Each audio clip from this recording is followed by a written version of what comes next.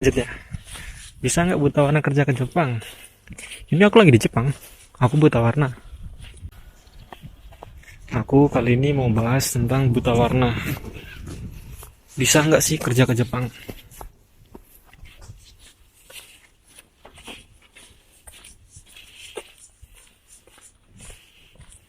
Coba dalam Jepang. Nah, tapi kalian nggak boleh ngambil program yang namanya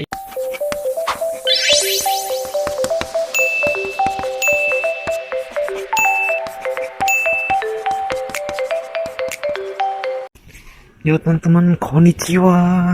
Lanjut ya. Bisa nggak buta warna kerja ke Jepang? Ini aku lagi di Jepang. Aku buta warna. Paham ya sampai situ ya? Aku buta warna dan aku sekarang kerja di Jepang. Artinya bisa.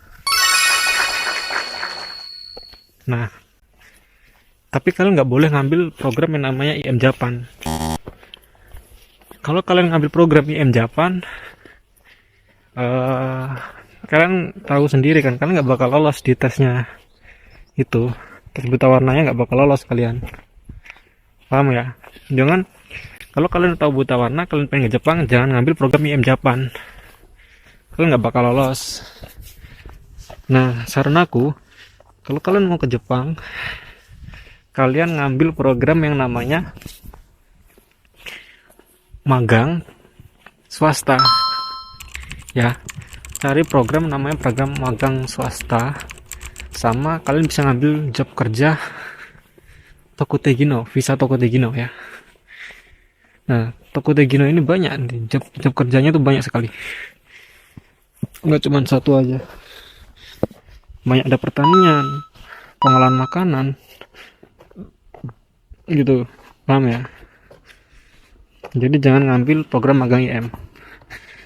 Nah, aku di sini di Jepang ini, aku kerja program magang swasta. Aku dapat di perhotelan, teman-teman. Nah, bisa kan artinya? Aku bahkan kerja di hotel loh. Jadi buat kalian buta warna jangan nyerah, kalian bisa ke Jepang. Aku dulu cuman 6 bulan ngambil bahasa, tes bahasa. Jadi aku belajar 6 bulan tuh mempelajari bahasanya setingkat N4 ya.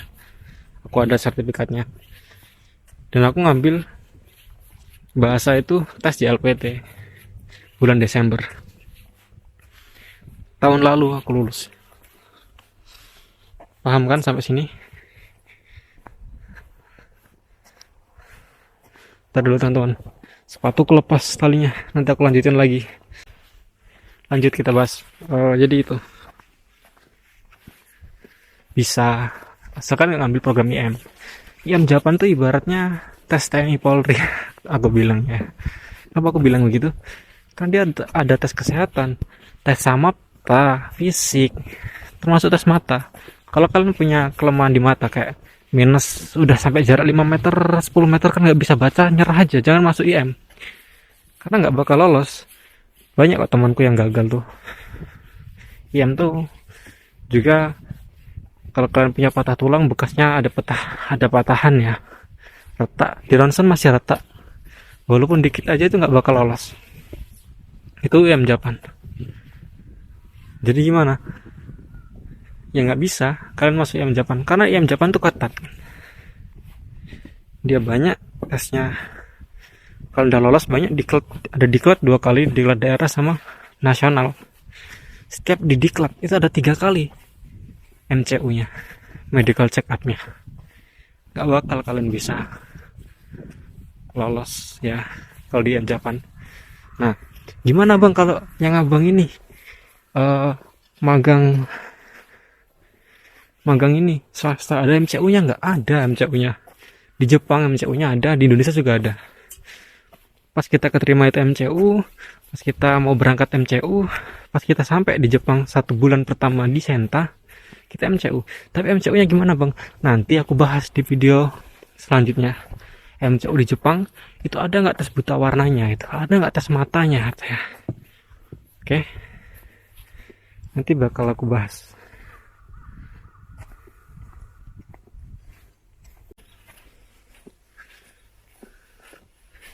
Nah, terus ini lagi, buta warna parsial itu kalian bisa kerja kalau di Tokotegino, itu bisa di pertanian, bisa di pengolahan makan kayaknya ya, pengolahan makan kayaknya. Terus aku dulu pernah nanya salah satu sensei di LPK di Jawa, daerah Jawa lah. Dia bilang kalau job konstruksi itu nggak terlalu mempermasalahkan kalau buta warna. Dan waktu itu aku sempat ditawarin juga job konstruksi dari dia, bangunan tapi indoor, bukan yang di outdoor yang kita naik bukan, itu pemasangan AC. Nah, tapi kalau kalian ngambil Tokotegino, yang pemasangan AC itu tadi magang ya. Di kalau magang itu persyaratannya cuman bahasa N5 dan nggak terlalu ditekankan sertifikatnya. Tapi kalau perhotelan ini saya kemarin kan, perhotelan itu kan job yang deket banget sama namanya. Oke, aku sama tamu gitu. Jadi otomatis dia memerlukan tingkat bahasa yang lebih ketimbang magang-magang yang lain. Gitu. Paham ya? Jadi kemarin saya diharuskan untuk ngambil JLPT N4 atau JFT yang setara N4. Jadi kalau magang tuh rata-rata emang nggak disuruh ngambil kita tes bahasa. Yang penting kalian selesai aja bab 25 di Minano Nihongo itu. Bab 25 selesai aja nggak apa-apa. Setara N5 itu udah cukup. Aku juga waktu itu sempat kepikiran buat ngambil Tokotegino, pengolahan makanan sama pertanian. Nah, ini kalau kalian mau ngambil Tokotegino syaratnya itu apa? Harus JFT A2 atau setara JLPT A4. Terus kalian punya. Kalau kalian nggak punya ya nggak bisa. Itu udah syaratnya. Kalau kalian mau ngambil Tokotegino harus N4 setaranya. Dan sertifikatnya lagi nih, kalau kalian ngambil pengolahan makanan itu tesnya, ujiannya, sertifikatnya itu bahasa Jepang. Karena tesnya bahasa Jepang, kalian harus menguasai materinya. Tapi kalau Tokotegino, sertifikatnya yang kalian ambil ini job pengolahan makanan, pengolahan makanan, peternakan sama pertanian, itu nggak mempermasalahkan karena pengambilan sertifikatnya tesnya pakai bahasa Indonesia. Gitu, itu aja sih. Bisa buta warna parsial, bisa ke Jepang. Oke, paham ya? Semoga video ini bermanfaat.